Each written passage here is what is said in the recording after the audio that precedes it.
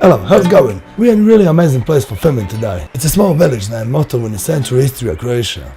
Even Google co-founder Larry Page celebrated wedding with his brother-in-law here. So what that tells us? Obviously, it's perfect place for detailed tests between DJI Ronin-S and Glidecam Devin series. So let's go!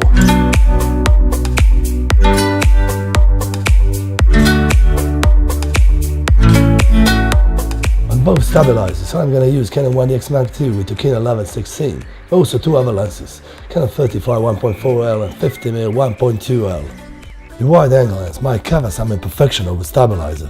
50mm lens will do just the opposite, right? In that way, we're going to get the most realistic test.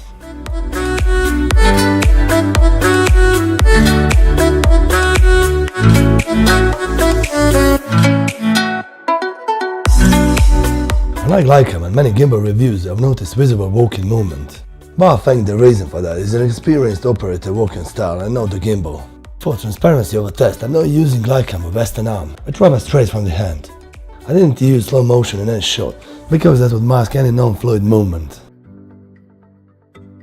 This kind of shot is harder to achieve on a Glidecam, but bear in mind that I'm now using Western arm, which complicates this shot even more. So let's see how Ronin-S will perform in the same situation. Actually, it's pretty impressive, isn't it?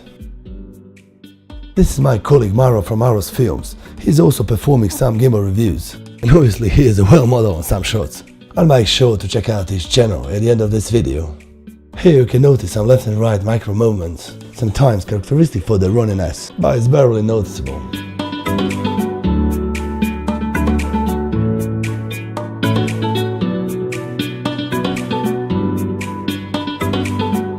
I've got to admit that this kind of shot is much easier to do with Ronin-S.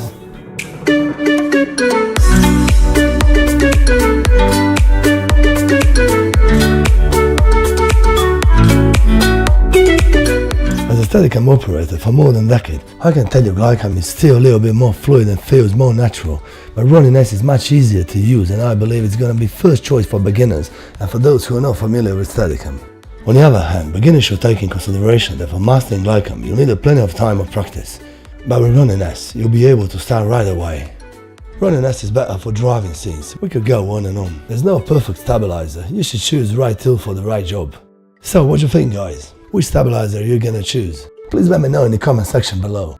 Hope the test was useful and is gonna help in your decision. Choose wisely, enjoy your filming. And don't forget to click my bell button to be notified every time your video comes out. Laters!